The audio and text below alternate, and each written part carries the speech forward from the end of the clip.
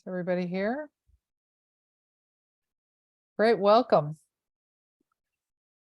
Hello, I'm Alice Hutchinson, the owner of Birds Books, an independent bookstore in Bethel, Connecticut, and I am honored to be the host of Write America.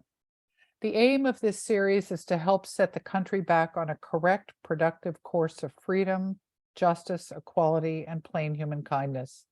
Write America is a literary series created by author Roger Rosenblatt, featuring award-winning, nationally renowned authors and new and emerging writers in readings and conversations each week about how books and art might bridge the deep divisions in our nation.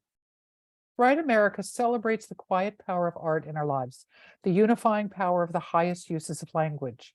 In novels, stories, essays, and poems, we recognize one another as parts of the human family, one family. Roger Rosenblatt, the creator of Write America, puts it this way: writing makes justice desirable, evil intelligible, grief endurable, and love possible. So with that, I welcome you.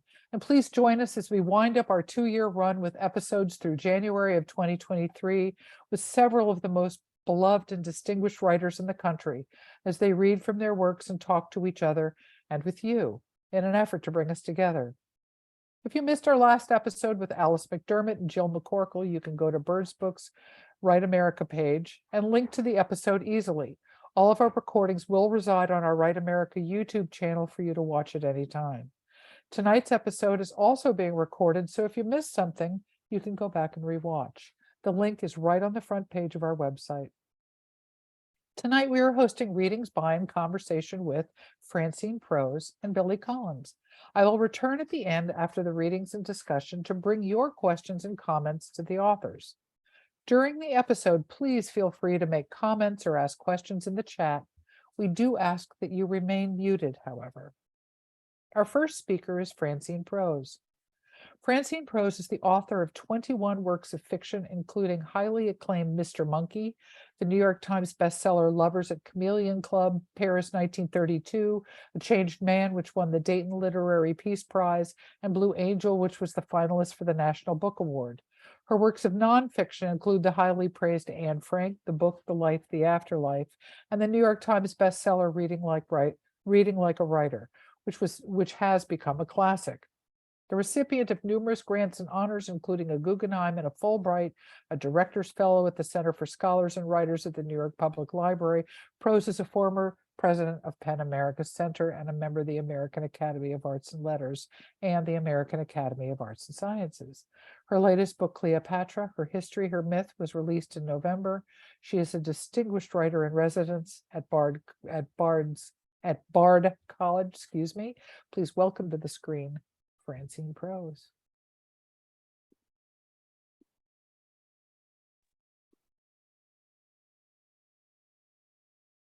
Thank you, Alice. I hope you can all hear me. I'm okay?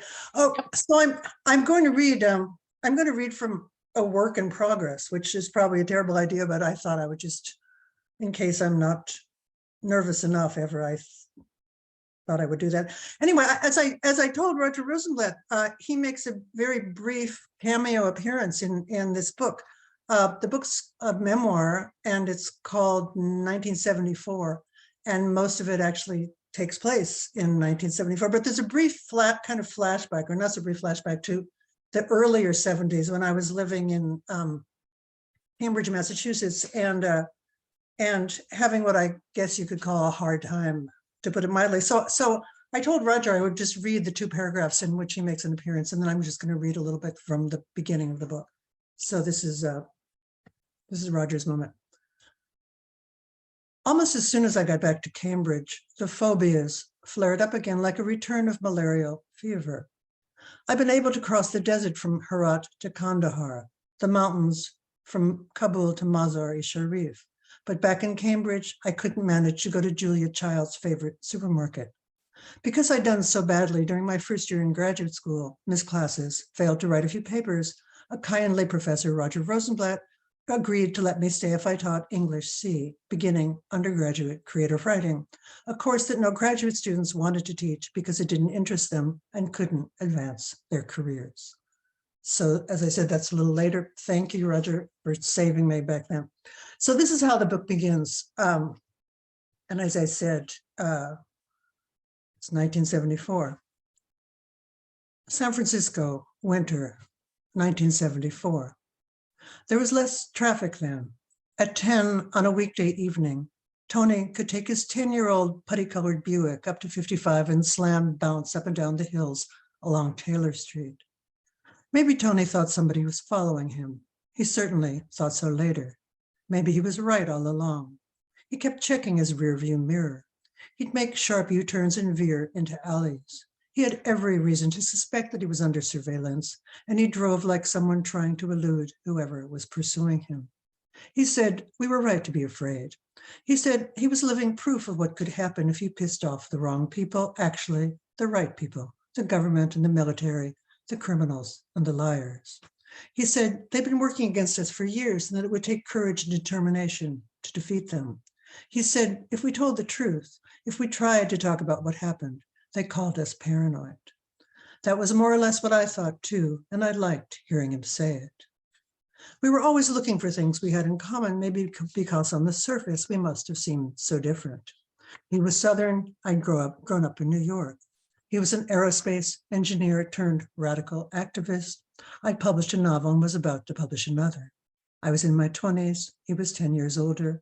I had long dark hair. He was bald with a shoulder-length fringe. We both cared about politics. We both liked stories. We both liked to laugh. We were both less easygoing than we tried to appear. We often talked about books. It turned out that Gravity's Rainbow was one of our favorite novels. It spoke to our belief that history and the forces that shaped it were in every way more sinister than the most evil scenarios we could imagine. In 1974, fans of Thomas Pynchon's dense, confusing 700-page conspiracy novel felt as if we'd found one another, recognized fellow what? A group of people who distrusted groups. What did we take from the book? There's an order and a plan, but it's not the natural order, and it's certainly not God's plan. It's more likely the wicked scheme of Nazi war criminals operating an armaments and pharmaceutical conglomerate manufacturing Zyklon B gas and the V2 rocket. That wasn't paranoia, that was just facing the facts. That was something we agreed on. It felt like a deep connection. Tony said we were right to worry. The impulse to destroy is as deep as the desire to create. When he was a kid in Virginia, they had a rogue history teacher who told them that the reason humans are the only species that kills its own kind was because of some evil Egyptian poison in the apple that Eve gave Adam. Word got out and the teacher was fired. Tony's science teacher told the kids that wasn't true. He wasn't going to touch Adam and Eve, but he said that many animals are as bad as worse when it comes to brutalizing their own kind. Lions, bears, primates, kangaroos, meerkats. I said, probably we're the only species that makes money from killing one another. Exactly, said Tony, precisely. That's our meerkat nature. So it will happen again. Stronger countries invading weaker countries, larger countries swallowing smaller ones, as long as there's profit to be made, and it pumps up some psycho dictator's ego. But we shouldn't be afraid because we're going to win. The war in Vietnam will end. Things are going to change. For the better, I said. For the better, said Tony. It was a chilly, rainy winter, maybe no colder or wetter than any San Francisco winter, but it seemed that way to me. I thought that California was warm year-round. The weather felt like a personal insult.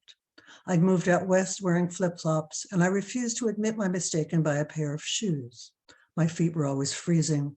The heater in Tony's car barely functioned, and the dampness seeped up through a hole in the floor. We rode with the window shut. The car smelled like cigarette smoke, like the wet dog that neither of us had, like woolen coats in a grade school cloakroom. As we headed west through outer Sunset and circled back along the avenues of outer Richmond, bright streaks of neon signage dripped down the windshield onto the glistening streets. I had no idea where we were going or where we would end up. I liked not knowing, not caring, not having to decide. I was 26. I liked feeling free, alive, on edge, even a little afraid. So what if my feet were cold? They wouldn't be cold forever. I wanted to feel like an outlaw. So did everyone I knew. Bonnie and Clyde were our Romeo and Juliet. I still have a photograph of the leaders of the Barrow Gang, the Depression-era bank robber lovebirds. In heels and a long dress with a knitted top, Bonnie pokes a rifle and one finger into Clyde's chest, his immaculate white shirt. Slightly slumped, his hat pushed back, Clyde is looking at her, half amused, half besotted. Played by Faye Dunaway and Warren Beatty in the 1967 film, the couple couldn't have been more beautiful or languidly stylish. They were our outlaw lover superstars, hotter than Seaberg and Belmondo. That Clyde was apparently impotent made their love all the more tragic, chaste, and operatic. I can still see their mustard-colored 1934 Ford sedan death car bucking and jumping as the hail of bullets pierced it or bounced off. I didn't want that, obviously, but I wanted the rush. I had just recovered from 2 bouts of what the early desert saints called the pain of the distance from God. Though I myself didn't believe in God, I understood what they meant. I was better now, or mostly, I wanted to stay that way. I wanted that freedom, the sense of not knowing or caring where I was going or what I was supposed to be doing. The dreamlike unreality of those high-speed drives was nerve-wracking, but weirdly relaxing. Nothing was expected of me. I didn't have to think. I hardly had to speak. All I had to do was listen. In the mid-1970s, I lived for months at a time in San Francisco. I'd stay through the fall and winter, then leave, then go back to New York, then returned. I lived in the inner Sunset District, not far from Buena Vista Park, in a sunny apartment with 2 roommates, a couple I'll call Henry and June. There was no reason for me to be in California, except that I liked it there and because it was far from Cambridge, Massachusetts, where I'd left my husband and never wanted to return. California might have felt like a long vacation in limbo if I hadn't begun to think of myself as a writer. One perk of being a writer was that I could tell myself I was doing something even when I wasn't. I liked to think I was working on becoming a person on whom, as Henry James said, nothing was wasted. It sounded right, but I wondered about following James's advice because he and I always felt so differently about the people in his novels, his attractive grifters and wimpy, innocent marks.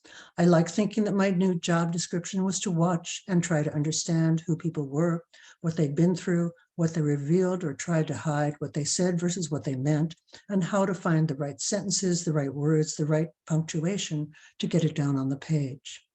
Meanwhile, I was at that stage when time and the body are signaling the unconscious.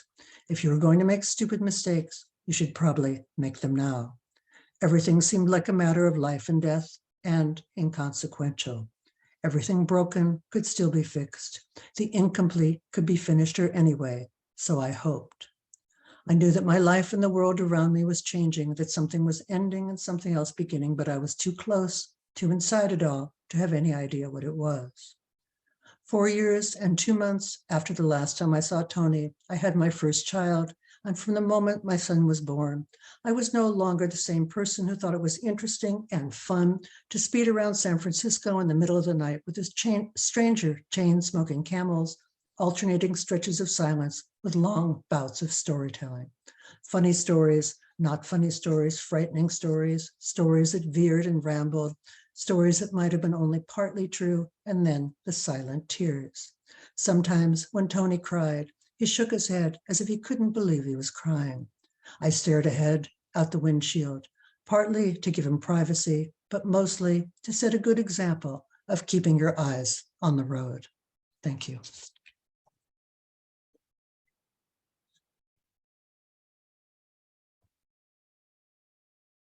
Really? Yep, coming. I'm here. I just love that ending, so of that sentence. So I was stunned. You can hear me now, right? Yes, I can, but I'm going to introduce you so that you can read.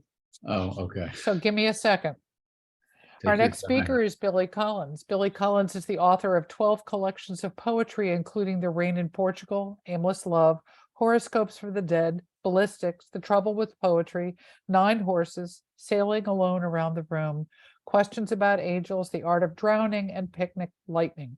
He is also the editor of Poetry 180, A Turning Back to Poetry, 180 More, Extraordinary Poems for Every Day, and Bright Wings, an illustrated anthology of poems about birds.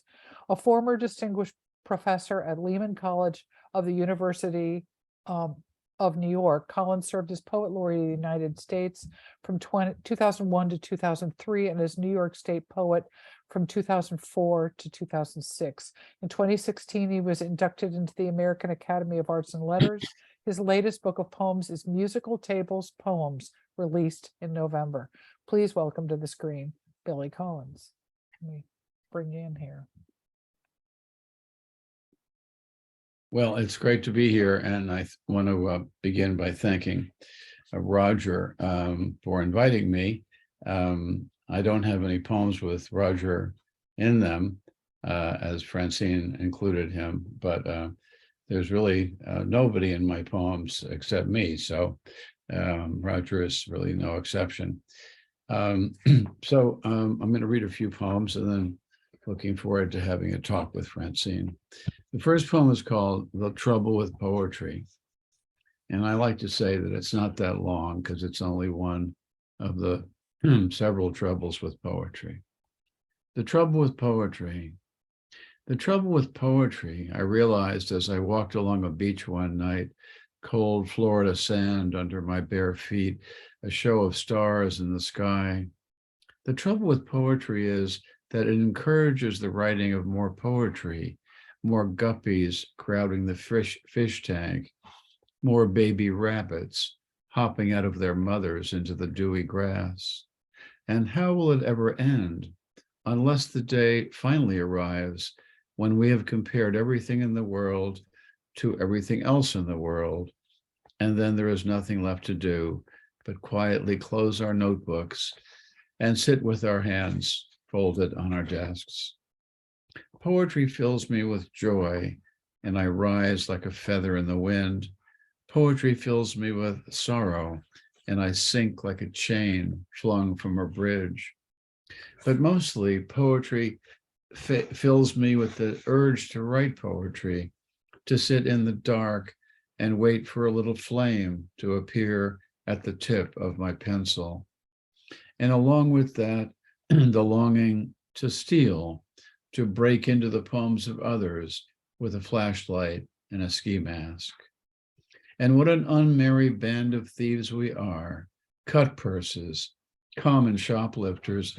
I thought to myself, as a cold wave swirled around my feet and the lighthouse moved its megaphone over the sea, which is an image I stole directly from Lawrence Ferlinghetti, to be perfectly honest for a moment, the bicycling poet of San Francisco, whose little amusement park of a book I used to carry in a side pocket of my uniform up and down the treacherous halls of high school.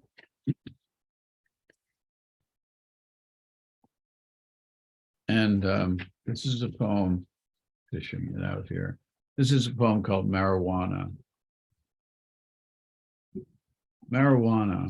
When I was young and dreamy, I longed to be a poet, not one with his arms wrapped around the universe or on his knees before a goddess, not waving from Mount Parnassus or wearing a cape like Lord Byron, rather just reporting on a dog or an orange. But one soft night in California, I walked outside during a party, lay down on the lawn beneath the lovely, lively sky. And after an interlude of nonstop gazing, I happened to swallow the moon. Yes, I opened my mouth in awe and swallowed the full moon whole. And the moon dwelled within me as I returned to the lights of the party, where I was welcomed back with understanding and hilarity, and was recognized long into the night as the man who swallowed the moon, he who had walked out of a storybook and was dancing now with a girl in the kitchen.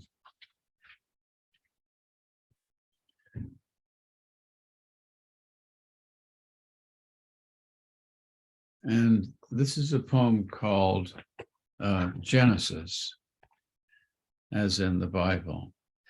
Genesis. It was late, of course, just the two of us, still at the table, working on a second bottle of wine, when you speculated that maybe Eve came first and Adam began as a rib that leaped out of her side one paradisal afternoon. Could be, I remember saying, because much was possible back then. And I mentioned the talking snake and the giraffes sticking their heads out of the ark, their noses up in the pouring Old Testament rain. I like a man with a flexible mind, you said then, lifting your candlelit glass to me. And I raised mine to you and began to wonder what life would be like as one of your ribs, to be with you all the time, riding under your blouse and skin, caged under the soft weight of your breasts. Your favorite rib, I was assuming, if you ever bothered to stop and count them, which is just what I did later that night after you had fallen asleep and we were fitted tightly back to front, your long legs against the length of mine, my fingers doing the crazy numbering that comes of love.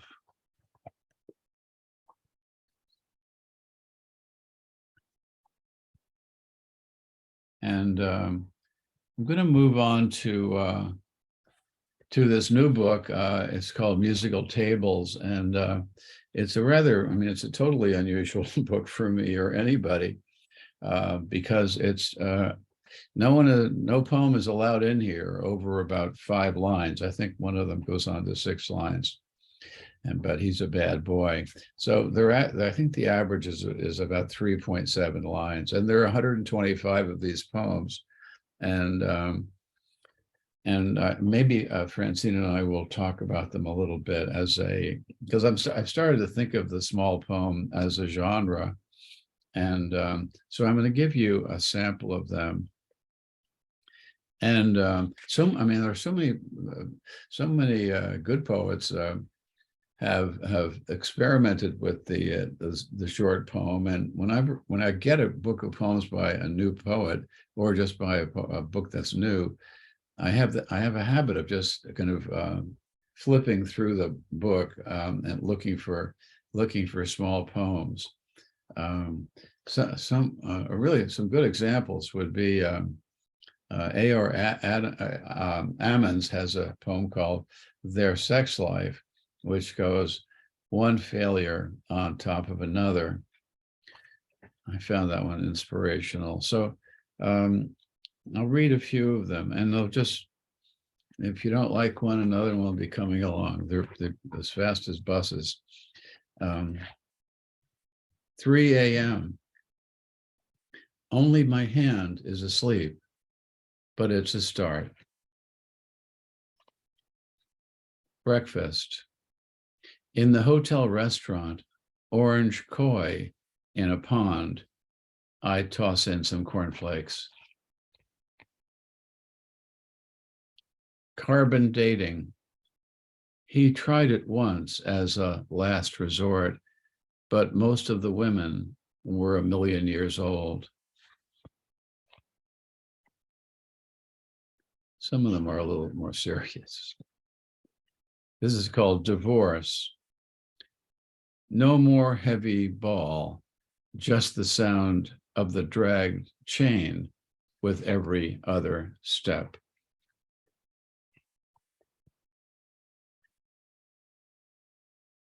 Refrigerator light.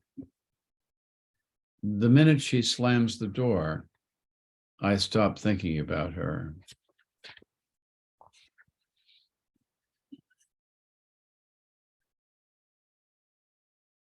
Now, this is called Bad Hotel.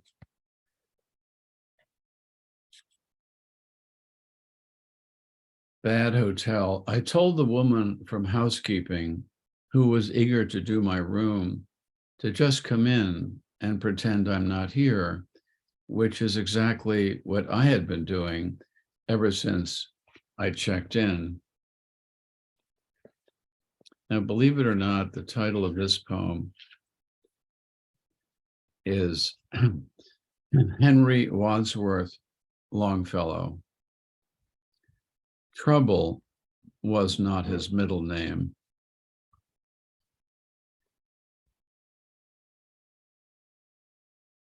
And let's see. Disappointing freak show. A bearded man. A one-headed chicken. A sailor with a tattoo. And a three-legged piano. This is called Birthday Poem. Remember that birthday poem I wrote for you? It just stopped being about you. It's kind of mean, isn't it?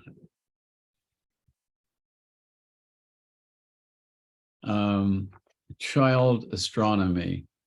After many hours of peering into a telescope, Goldilocks discovers a dipper that is just right.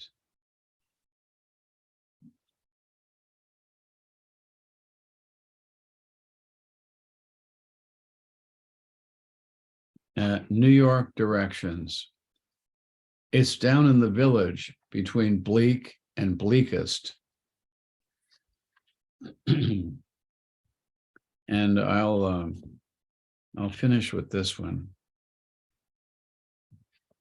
Or this one will finish me. This one is called Children. There's a new movie out titled Children. I don't know what it's about, but I like the voice on the radio when it says, children, now playing everywhere. So that's me.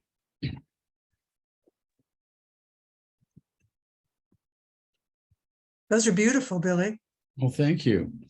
So I have a question about them. So do you write them in your head? I mean, they're short enough to write in your head and keep in your head, or do you do them on the page the way you might have long? More in my head, because they actually arrive, not to make it too mystical, but they occur. I mean, it could be provoked by just reading, reading an image or something.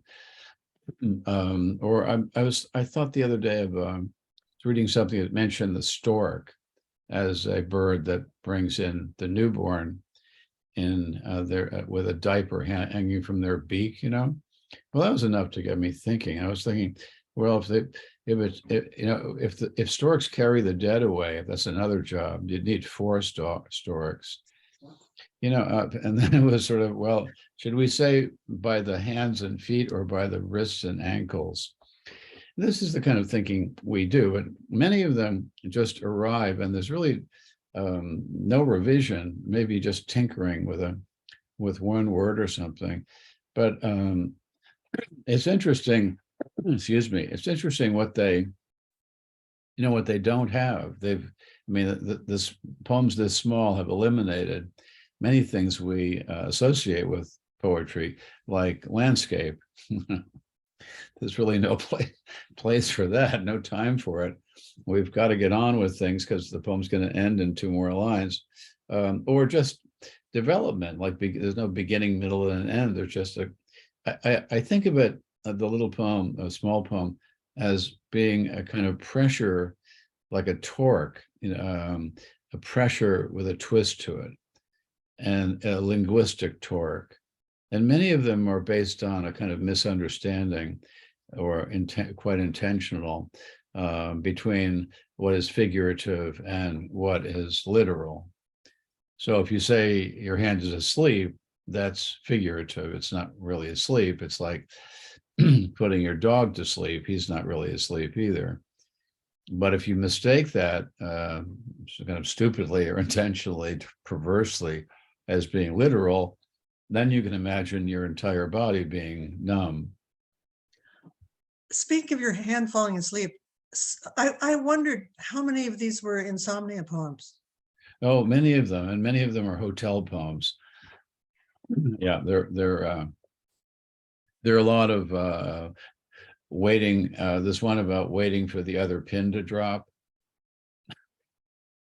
which is taking, kind of mashing two Yeah, cliches yeah, yeah. together. Yeah, you get it.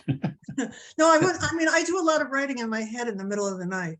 So, and some of it I remember, some of it I don't, which is probably Yeah. just, well, but more and more lately. So, Well, I've told my students, and I know we've both taught writing and literature, that if you think of something in the middle of the night and you don't write it down, you're not going to be a poet. You have to get it.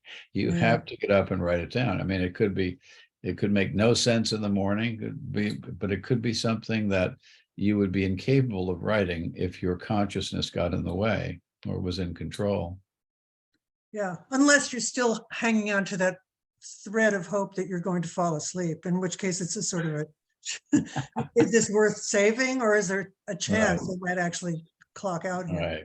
Well, Wilfred Sheet said, one Ambien is worth 1,000 sheep. So, Yeah. there's always that recourse. Do you want to talk about, what would you like to talk about? I was so struck with, I love the thing you read there, the new book. So what if my feet were cold? They wouldn't be cold forever. That's such Well, a when kid, you're in your 20s, whatever. that's such a kid's way of thinking. I'll just put up with this because you're so young, you're going to have such a long life. I And know. also, I might be kept up tonight, and you're entirely to blame by thinking about human beings and their meerkat nature.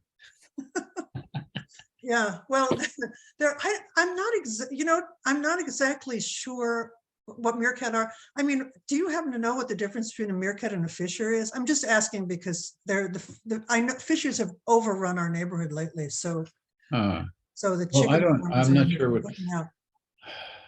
Is like a fisher rodents. like a is a fisher like a neutrino? Yeah, but it's Just to throw in another weird animal. Oh, I just like meerkats. Well, what are the ones that sit up like this? Aren't those meerkats in a chipmunks. group and they're all looking around? Those aren't chipmunks. No, they're Prairie dogs. Those are in prairie dogs. They may, who knows? I'm not a zoologist. well, clearly somebody does, but nobody in this room, this virtual room. Yeah, meerkat information certainly welcome. Somebody Google up meerkat and we'll find out. Well, I love that piece, and that's a memoir, right? Yeah, although there's something about the word memoir that's I find sort of embarrassing. You know what I mean? There's something icky. It's kind of 19th century, something women in the 19th century did. Exactly. And in between having the vapors and taking opium over the counter. But I don't, it's a memory piece. I guess it's a memory, I guess I can say that. And then of course, memory is so unreliable that I mean, there are long passages of dialogue in there that obviously could not have been remembered by me verbatim. But then I'm thinking didn't bother Karl Ove Knausgaard. Why should I let it worry me? So. Well, even Keith Richards wrote a memoir, so. My life. You should be able to do it. I know.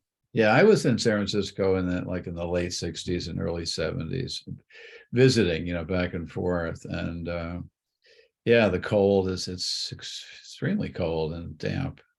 Someone said, although I read somewhere that because of global warming, they're saying that there's not going to be fog in San Francisco. Oh, that's terrible. Isn't that terrible? I know, among the downsides. Yeah, no, I was a refugee from Cambridge, Massachusetts, and the difference between Cambridge and San Francisco. I mean, one of the things, there's a section in the book that the first night, I'd been in Cambridge and it was just falling apart. And I got there and I was sort of cured the second I got there. So I was introduced to the concept of the 24-hour grocery, which hadn't existed. And so that down the block from us, there was this grocery, and my friend said, why don't you just go get some avocados? Everybody was high, so we want guacamole. And I said, okay. And, I've been extremely phobic and weird. And I just went out. And in the grocery, do you remember the Coquettes when you lived out in, do you remember? Yes, radical group. Drag performers, incredibly vivid and alive and amazing. So I go to the grocery store to buy avocados, and the cats are in the grocery store, and they're buying these like family size bags of candy corn and stuff like that. And I'm going like, oh my God, I'm not in Cambridge anymore. I felt like Dorothy. I've been just whisked out of the black and white world and just set down into full color. I remember being in Washington State, which isn't quite as disorienting as San Francisco, but I was at a writers' conference, and I was going to the store there, like a grocery store, a drugstore or something on a Saturday. And there was a clown outside, in full regalia. And he was like trying to bring people into the store. And so, okay, I go into the store and I get my stuff and I get online to check out. And I look behind me and there's the clown. He's right there, and he's holding a Coca-Cola.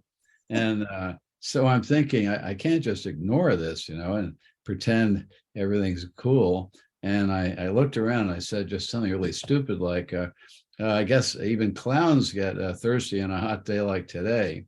And he pulled himself up and he said, "Sir, I am not a clown.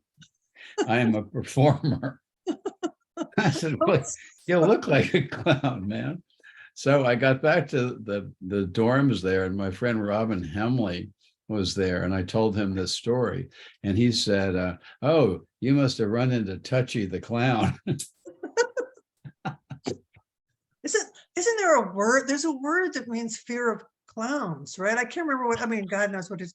Well, clowns are there's that clown in the Simpsons. Krusty, is it Krusty the clown? Krusty the clown, yeah. He's quite frightening. He's a Jewish clown too. Yeah, and he's terrifying. His father's a rabbi. Yeah, it's weird. Well, should we? Are we? Any other memories? Maybe people are expecting us to talk about writing, and we can. Oh, right, writing. Writing. Okay. I looked into your book today on Kindle, if the truth be known, and your book called "Reading Like a Writer," and it's an intriguing title. And I just like the way you go through every aspect of writing, and I found that teaching. Teaching literature, and that's what I think you and I did more than creative writing, maybe, that I was teaching literature in the wrong. I mean, like you, I was lucky. Totally lucked out with new criticism, because we just had explicación de text, and we just read really closely. And you do it, 2 hours in a seminar, you do it like do a Keats ode. And then, but you escaped the French invasion, right?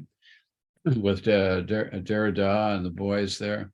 Yeah, no, I couldn't. I just couldn't. No.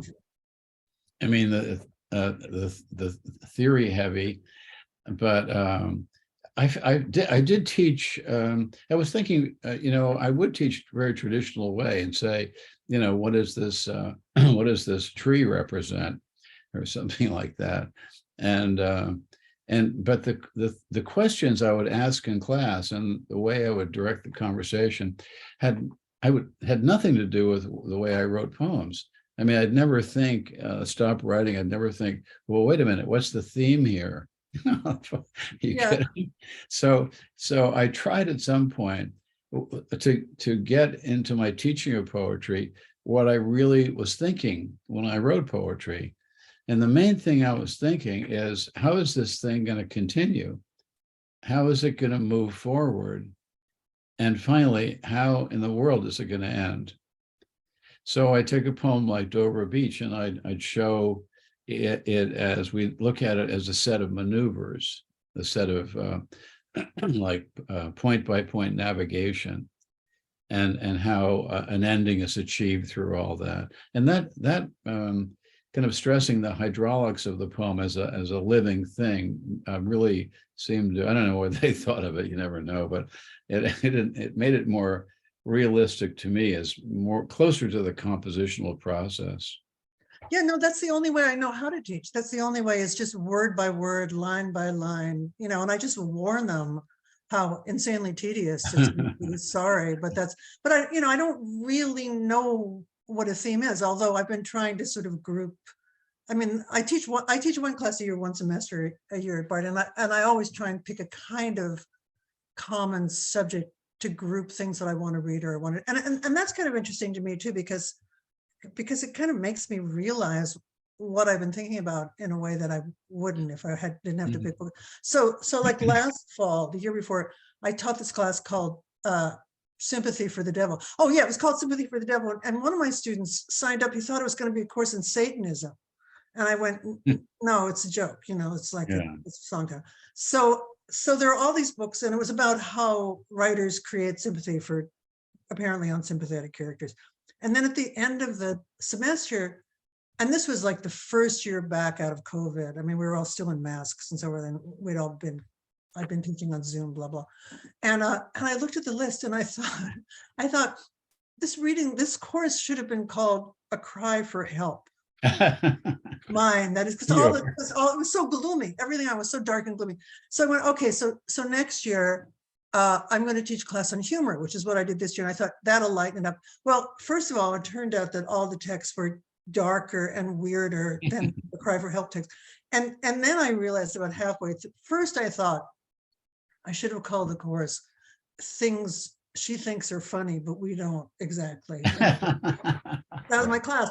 And that would have been fine. And then I realized that the class should have been called Alienated Women with Weird Senses of Humor, because that was basically all we read or what we did. So, you know, Jane Bowles and Joy Williams and Deborah Eisenberg and so on. It just one more alienated and peculiar than the next. Yeah, someone said that the best courses are not the ones with the tricky titles. The best courses are like English literature, 1830 to 1880. But humor is impossible. I mean, I had to give a talk on humor once, and it was like a keynote, and I said, humor is like a bad dog. You call its name and it runs away. Yeah, It just goes in the other direction. And I anecdotally, I mean, we're just getting back to that maybe. It was firm, safer ground. The late great Dan Mineker was a friend of mine, and we taught together at Southampton for a number of years. But one year we taught, he was teaching a course on humor one year, and we taught in a building that where the classrooms were just separated by one of those separators that you pull across there. So the rooms were quite porous in terms of what you could hear. And he was teaching humor, and apparently, like, my class was laughing their heads off. And so he admitted to me that he was so pissed off that he would stage laughter in his class. He'd go like a 3, 2, 1, and they'd all laugh. Yeah, well, that's why I thought it should be called Things She Thinks Are Funny and We Don't, because I would be the only one laughing on many occasions. Yeah, that's the craziness to which humor can drive you. No, it was pretty difficult. I mean, they got it, and they got what I was trying to do, and they were smart and wonderful, blah, blah. But I'm not going to do that again. Yeah. But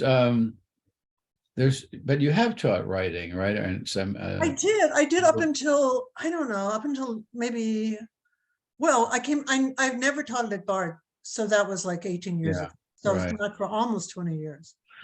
Did you? And like I said, I was bad at it. I mean, because I was like, that thing where the person whose work was being workshopped was not allowed to speak always just seems like, the self-education things of the Chinese Cultural Revolution, like you had to Handmaid's Tale, right? Like, you're gagged. Right. Thank you. I feel like such a better comrade for having had my tongue cut out, but such.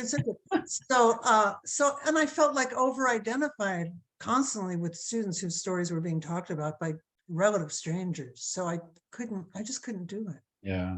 Well, there are things, I think there are things that did you find there are things that you can't, well, there are things that you can't teach, and that's maybe the hidden, the elephant in the room, or the meerkat in the room. I mean, one of them is humor. I don't think you can teach that and that sitting around a table. And verbal rhythm is another one. that Yeah. can't be taught, I'm afraid. And you can say a line of poetry that just, ba-dum, ba-dum, and it just, nice ending, or it just clumps along. And but a lot of people can't hear it. It's like someone who's just tone deaf. And Yeah. and One class, just for that reason, I went around the room and I made everybody read the last paragraph of James Joyce's The Dead, just for the rhythm, just so they could say, and some of them were great and got it, and some of them were like, huh? Like, why did I think that was beautiful? The snow was general, yeah. And it kept falling and falling and falling. Gently Yeah, that's falling and one falling of the great gently. paragraphs in English literature. Yeah. Do you know that Joyce was once approached by someone at a party, and the guy said he's just gushing about how Joyce was a genius, and he said to Joyce, if you don't mind, sir, if you would permit me, I would like to kiss the hand that wrote Ulysses. And Joyce said, well, I think that would be okay, but I have to tell you, it's done a lot of other things as well. As we all know, I mean, having read his letters back in the day, we know a lot more about that than we might even want to know. Where were we? Just a minute. I don't know. Yeah, and another thing things that can't be taught. No, you can't. You can't. Although from the years when I did teach writing, I often enough had the experience of thinking, well, this person's never going to write anything great, and then the person would write something great. So it made me, doubly think, maybe I shouldn't be doing this, and B, you can't tell. I mean, you can't tell. You can't teach being interesting. And I find that recently, I mean, in my age now, I find that the thing I really like about poems that I like poems that are interesting. But I think what you can do in teaching writing is you can act as a matchmaker. You can ask someone in a poetry class, have you read Kenneth Koch, or do you know who that is? And you should read him. I think he would help you along. So it's all based on influence, I think. And I think you in your writing, you kind of agree with that. You're never, I mean, writing is a very solo activity, but you're never alone, because you have all these authors you've read and who are influencing your work. But maybe the guy says, well, yeah, I've read Kenneth Koch and I don't like him. Okay, well, that's a bad match. And how about, somebody else? And that's the most I can do in a way. I think that's, forgive the expression, the takeaway from a lot of workshops is hooking people up with what you think might be a helpful influence. Because I know when I started, I didn't get a book published of poetry till I was over 40.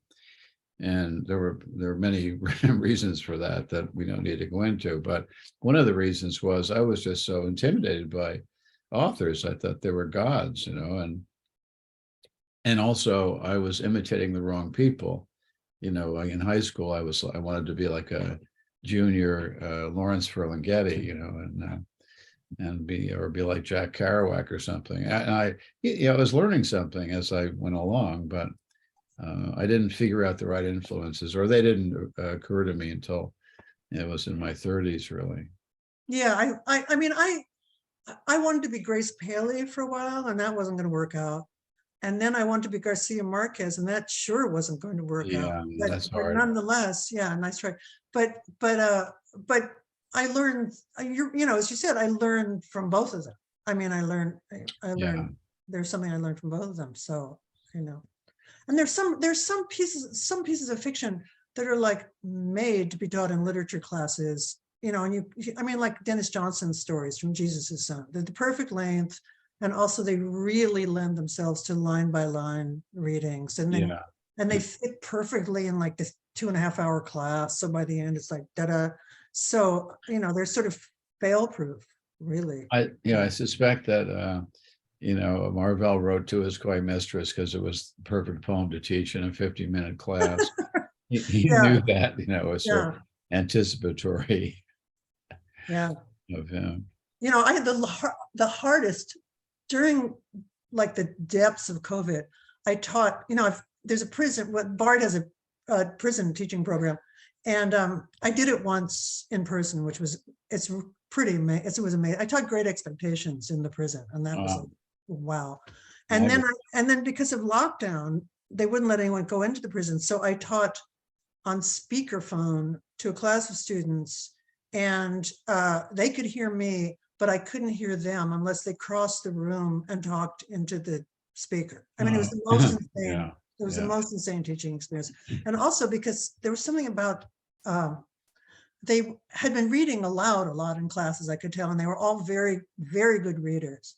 And they would start to read, and it was so beautiful that I would start to cry. So I was on teaching and crying. I was teaching, and I was thinking like, thank God this is on speakerphone, because I really try not to cry in classes. It's like not helpful.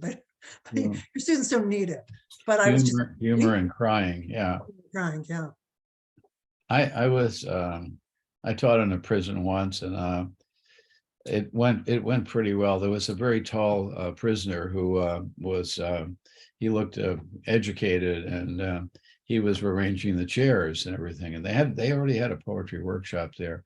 Later, the warden told me that he was in for a serial. He was a doctor, a medical doctor, and a serial killer at the same time, but he seemed quite reformed. But we were walking out of the prison. You go through those double doors and all that. And I said, I had to say it to the assistant warden or something. I said, I thought that went pretty well. And he said, well, nothing to take away from your performance or whatever, but if you had come in and done like shadow puppets, they would have appreciated that too. Well, yeah. But he said, because they're so forgotten, you could come in and just bang a pot or something, or talk about, what beads you're wearing. They just feel forgotten. Yeah, totally forgotten. Well, yeah, and it's not like they're going to miss class unless they've been confined to their cells. I mean, college students, they get a sore throat and you don't see them now for 3 weeks. But absent, yeah. Do you did you sense, or do you sense a gulf, a widening gulf between you and your students, just because you get older or we get older and they don't? No, it's not so much that. I mean, because I have kids and grandkids, so I'm like around younger people all the time. But I think that student age people now are having a pretty rough, like everybody else, are having a pretty rough time. Right. And it became clear to me in all sorts of ways that, the trauma, various traumas we've all been through and acknowledged and unacknowledged. And that this year, the students were the ones who were in lockdown during their senior year of high school or senior year or freshman year of college. So, there's paying for it. So in that sense, yeah, I mean, because I'm so sane and they're crazy, not exactly. I mean, we were all pretty crazy. That's rough. You go through all the 3 years of being put down by seniors, and then you can't be a senior. Yeah, and worse, you're in mom and dad's basement still. I mean, you can't pass on the mistreatment that you receive. No. Well, I don't know if anyone's learned anything tonight, but except I've had fun. We're having fun. Yeah, literature can be fun. Well, I just wanted to ask a question or two. Do either of you have anyone up and coming through your classes or people that you've met that you would want to share with us off the top of your head? Or I know this is rather sudden, but you may not. But you may, emerging writers that that anyone of us would want to know about? Well, I don't, emerging, I never know what emerging means. I mean, that is, because nobody has heard of anybody unless you're Joyce Carol Oates, maybe. So everybody's emerging. So the book I've been talking about there are 2 books I've been talking about, neither of them so emerging. I've been telling people to read. And one is the James Hannaham novel, Didn't Nobody Give a Shit What Happened to Carlotta, which I just think is funny and brilliant and amazing. And then certainly not emerging, but fun. And again, maybe I'm the only one that would think so. There's a book by Nick Hornby called Dickens and Prince. And it's about Dickens and Prince and about what, I mean, apparently what do they have in common? They're both big passions of Nick Hornby, but also they were so prolific. I mean, apparently after Prince died, there's something like 5,000 to 8,000 unreleased songs in a vault somewhere. And, you know, Dickens just wrote and wrote and wrote and wrote. So, and that the book's full of factoids about their lives, which I just kind of adored. And it put me on this, I've been listening to Prince on repeat since I read it. So I feel kind of grateful. That's cool. I mean, I heard about the book, but I'm glad you put it back on my radar because I hadn't really paid that much attention to it because my store's small. So I have to curate tightly. And once in a while I'll hear something and wish I could pick it up, but I'll take a second look at it. Thank you. It's a very short, small book, Alice, so it will fit in your store real nice. Excellent. I think of my mind as a very, very small bookstore. Good, you'll fit right in here. With a large postcard section. Well, I would recommend a friend of mine is a terrific poet named George Green, and he has a book out called Byron's Foot. And that's kind of his signature poem, where he has a poem that hilariously mocks Byron for having a clumpy club foot, and how in his portraits he's hiding it and he can't dance with Lady Caroline and because of that. But I'd say he is up and coming and emerging and deserves more attention. George Green. I wrote it down. Thank you. What are each of you reading right now? Or do you have anything specific? I know you just finished a semester, so. I'll just say the last book I taught in the semester was My Life in the Bush of Ghosts by Amos Tutuola, which is one of my favorite books, which not that many people have read. And he was a Nigerian pipe fitter, basically. And he wrote 2 books, The Palm Wine Drinker and My Life in the Bush of Ghosts. And they're both, Life in the Bush of Ghosts, this kid runs into the Bush of Ghosts and he spends 20 years among the ghosts and then he gets out. That's the novel, but it's all the different kinds of ghosts. But it combines Yoruba folklore with, I don't know what, with something else. I mean, it has a very kind of self-taught feeling to it. And it's not exactly written in, it's not standard English, but it's not patois either. It's just great. So I can't recommend it highly enough. Thanks. Billy, what are you reading these days? Well, I like novels where nothing much happens. I've just read so many novels and seen so many movies that the gene or this mental synapse that cares about who's going to jump into bed with the other character and when, it's just not there anymore. So I like Jose Saramago a lot.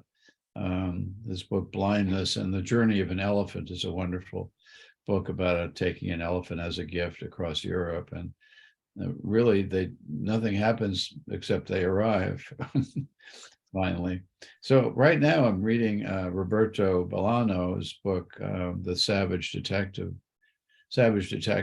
and not much, it has a pretty low level of action and activity and expectation. I'm enjoying that quite a bit. I'm a very slow reader, so he's been novel of that size spends a lot of time on my nightstand. Have you read 2666, Billy?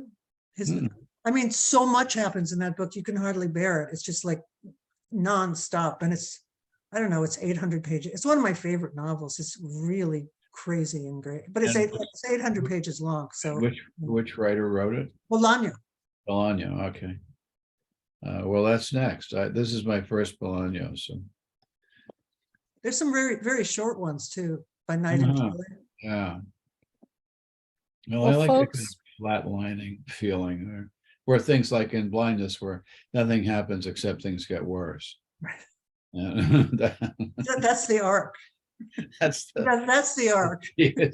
Not quite an arc, it's more of an angle down. Well, folks, we've come to the end of our hour, as much as I hate to say that. I mean, it's been a great ride. Thanks so much. It's been a wonderful discussion and I loved hearing your work. So thank you again. I'm gonna sign off and say goodnight to people. You're I'm gonna welcome. Thank you for very having me. much I'm gonna remove your spotlight, Francine. I muted you too early. I'm sorry. Unmute and say what you want. I'm sorry. I was just going to say thank you, Alice. Thank you, Billy. Oh, you're so thoughtful. Thank you. But I'd like to thank Francine and Billy for participating in Right America this evening and for everyone who tuned in tonight. And thank you to Roger Rosenblatt for creating this original and important series to look forward to each week. Tonight's episode is the perfect example of the purpose and mission of Right America. We're going to take a break for the holidays, but we hope to see you when we rejoin in the new year, Monday, January 9th, as we welcome Paisley Rechtel and Carlos Fonseca. Please note that after January 9th, the rest of the episodes for the month of January are going to be on Tuesday nights. And then we will end the series at the very end of the month on the 31st. So do check out Bird's Books Right America page where you can find out information about our upcoming episodes and maybe purchase a book or two. Thank you all for joining us this evening and happy holidays to all.